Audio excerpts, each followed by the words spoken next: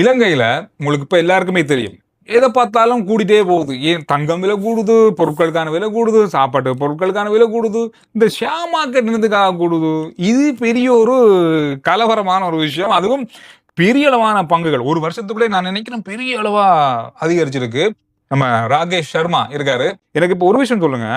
ஒரு சாதாரணமான ஒருவர், இப்ப நமக்கு இந்த பங்குச்சந்தைய பத்தி தெரியும். தெரியாதவங்க என்னதான் நடக்குது? பங்குச்சந்தைன்னா என்ன? எங்க நடக்குது இது? எப்படி இந்த பங்குகள வாங்குறாங்க? இதுக்குள்ள எப்படி போறது? எப்படி காசு போடுறது? எவ்வளவு போடணும்? இதுல என்ன?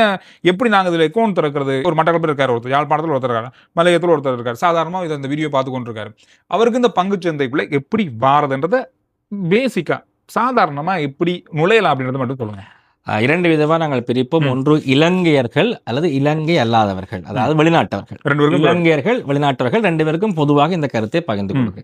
எல்லோருக்கும் இலவசமான ஒரு முறை தான். இப்போ எல்லாரோட கையிலையும் ஸ்மார்ட் ஃபோன் இருக்கிறது சந்துரு.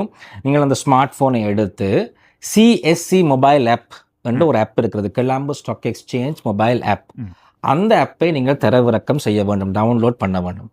அந்த ஆப்பிலே அதுக்குள் டவுன்லோட் பண்ணதன் பிறகு உள்ளுக்கு நீங்கள் செல்வீர்களாக இருந்தால் அது ஒரு லொகின் கிரியேட் பண்ண சொல்லும். உங்களுடைய இமெயில் அட்ரஸை கொடுத்து ஒரு லொகின் நீங்கள் கிரியேட் பண்ண வேண்டும். அந்த லொகின் கிரியேட் பண்ணதன் பிறகு அதற்கு பிறகும் நீங்கள் புதிதாக ஒரு கணக்கு திறக்க போகிறீர்களா, you want to open a new CTS account என்ற ஒரு டேப் ஒன்று இருக்கு. இப்போ அந்த இடத்துல நாங்கள் கிளிக் பண்ணினால் நாங்கள் திறக்க போகிறோம்னு சொல்லுகின்ற பொழுது அது உங்களுடைய பெயர், விலாசம், என்ஐசி நம்பர், என்ஐசி டீட்டெயில்ஸ் எல்லாவற்றையும் கேட்டு உங்களுடைய வங்கி கணக்கு, உங்களுடைய இமெயில் அட்ரஸ், உங்களுக்கு ஒரு செல்ஃபி எல்லாவற்றையும் அது கேட்கும். ஒவ்வொன்றையும் நீங்கள் பதிவு செய்கின்ற பொழுது இறுதியிலே உங்களுடைய கணக்கு ஒன்று திறக்கப்படும் கொழும்பு பங்குச்சந்தையிலே. இதில் கவனிக்க வேண்டிய விடயம், எந்த இடத்திலே பொதுவாக பிழை விடுவார்கள் என்றால் வங்கி கணக்கு ஒன்று கட்டாயம் இருக்க வேண்டும். பேங்க் அக்கவுண்ட் இல்லாமல் இந்த சிஎஸ்சி ஆப்பை நீங்கள் வைத்திருந்து எந்த பிரயோசனமும் இல்லை. ஆகவே முதலாவது வங்கி கணக்கு திறங்க. அந்த வங்கி கணக்கு தகவல்களை இந்த மொபைல் ஆப்பிலே அவர்கள் கேட்கின்ற பொழுது அந்த இடத்தில் பதிவு செய்யுங்க. அது கட்டாயம். ஒரு இமெயில் அட்ரஸ் தேவை கட்டாயம் உங்களுக்கு இருந்திருக்க வேண்டும். இந்த 2ஐயும் வைத்துக்கொண்டு தான் நீங்கள் இந்த சிஎஸ்சி மொபைல் ஆப்பினூடாக நீங்கள் கணக்கு ஒன்றை திறக்கலாம். அதில் இன்னும் ஒரு மிக முக்கியமான விடயம், அதில் எந்த பங்கு தரக நிறுவனத்தை தெரிவு செய்வது என்ற ஒரு மிக முக்கியமான ஒரு இடம் இருக்கிறது. You select your stock broker.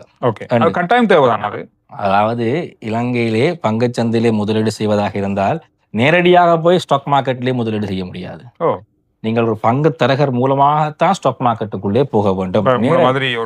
எங்கள் போன்ற ஒரு 22க்கு மேற்பட்ட பங்கு தரக நிறுவனங்கள் இருக்கின்றன. உதாரணமாக அதிலே எங்களுடைய நிறுவனத்தை சொன்னால் capital trust securities private limited, இதுதான்